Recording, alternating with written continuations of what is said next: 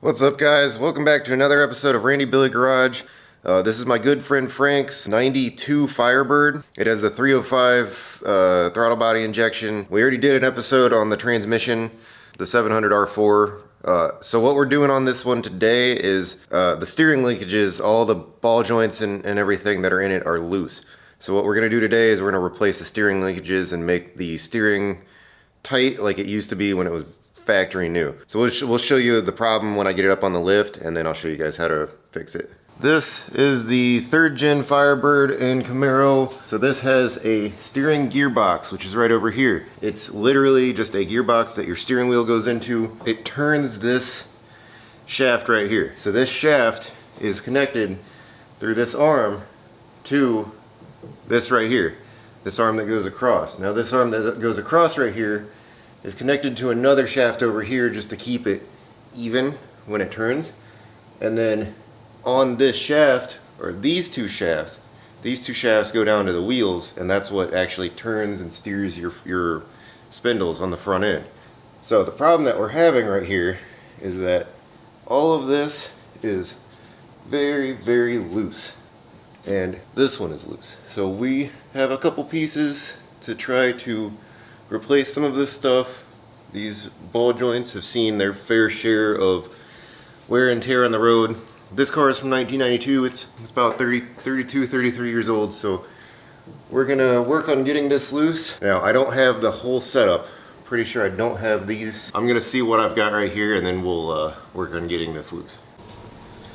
So what I've got right here is just two pieces. We don't have the tie rod ends, and we don't have the pitman arm, which is the opposite of that one that goes right here to the steering gearbox. But I've only found slop in that joint and that joint. So this one right here is going to go up and bolt to the body, and then you've got the arm going across. So I have to take apart that joint, and then I have to take the idler arm, whatever you want to call it, off of the body up there, and then I can put the new parts on. Real quick thing to note: when you get these parts, they're going to be in a bag.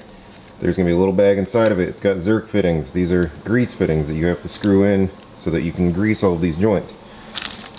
With just these two parts, there is a total of 3 of them and 2 cotter pins. So make sure you don't throw that stuff away, because you're going to need it, and you don't want to use the old stuff if you can help it.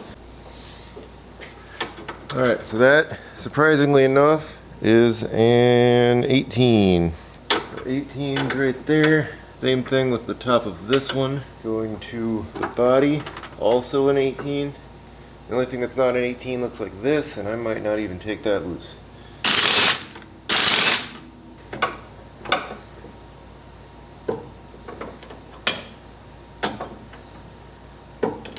I guess I'm just gonna do this like a man.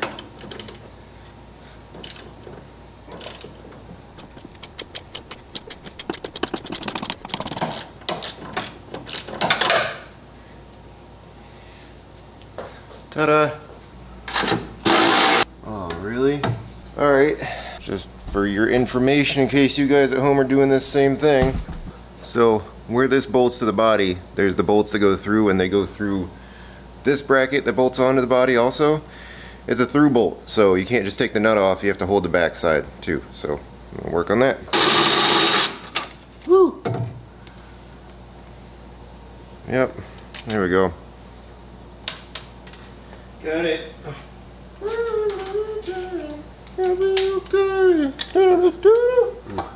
Alright, yep, see, there's the other bolt.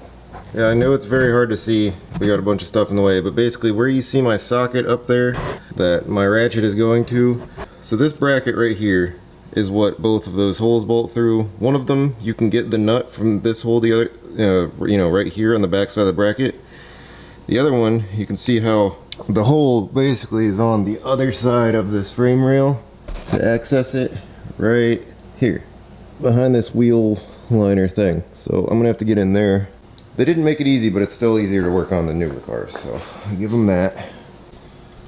So I'm gonna go ahead and rip this out, but as you can see, I've got my my one wrench right here going through the back side, and then this one with an extension and a wobble and a socket going from the other side. So I just have to get that bolt out of there and then this arm should loosen up, and then all I gotta do is pop loose everything else. Okay, so now I'm gonna try a tool that I haven't actually had a chance to try yet. This is specifically for popping out ball joints for anything that this will fit around. It just so happens to fit around this. I think it's probably more designed for this than regular full-size ball joints. It was able to fit under there. We're gonna try to pop the ball joint out using this. This is a 19 mil. Sometimes they're 16, sometimes they're 19. So we're just gonna try to drive this out. At one point it might just pop.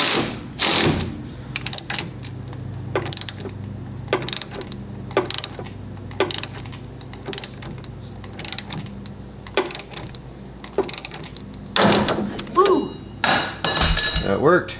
Alright, so we have 2 more joints to take loose in order to get this bar off. So all we've got to get now is this and this. Let's see if this one pops and this thing falls on my head.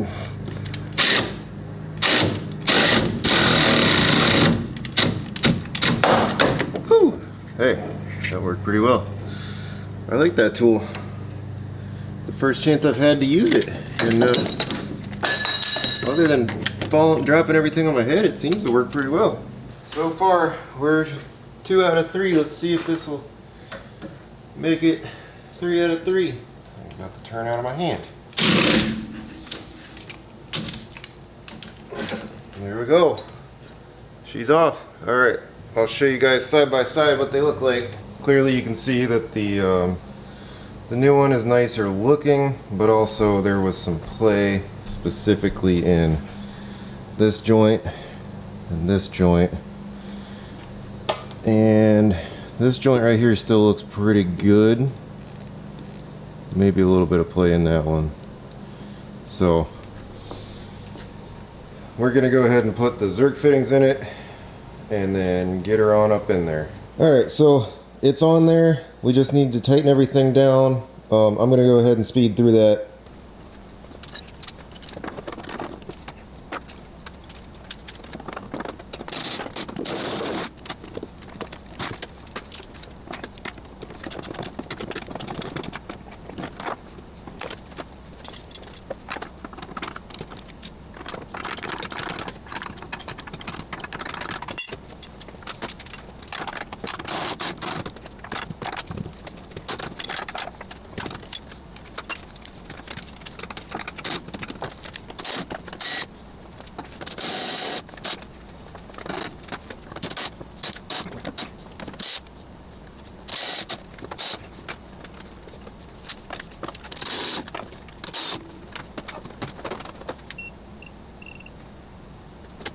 So the last thing you want to do, and this is a good thing to have around, is a grease gun. Anything that's got a Zerk fitting, which is that tiny little fitting on the end of most of your ball joints that usually has to be screwed in. You got to make sure you don't forget those, because if you do, the ball joint will wear out very fast.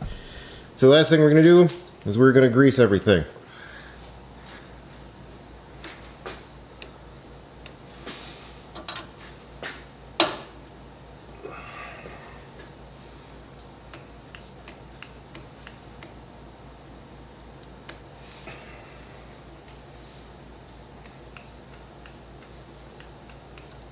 Alright, let's see how she works now. Alright, let's see if we can notice a difference in the steering. I do need to start it up and back it up just a little bit so that it can level out the suspension. So, yeah, this is a 305 TBI car. I do like this car a lot. It's something different. It's something a little bit older, but not too old. Pretty loyal, starts up every time. So I'm just going to back it up a little bit.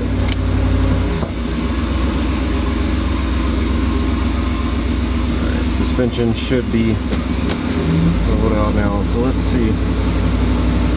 Yeah, see that tightness? This steering had a whole lot more slot before. Now it only turns that much before it wants to start turning the wheel. So the owner of this car is definitely going to be happy with this. And shout out to Frank. I really appreciate all the work you brought me. This car especially. Next thing I want to do is try to get that light bulb out of there, but we're out of time for right now, so maybe tomorrow, because it has an aftermarket airbag and a horn. So anyway, thanks for watching, guys, and we'll see you next time.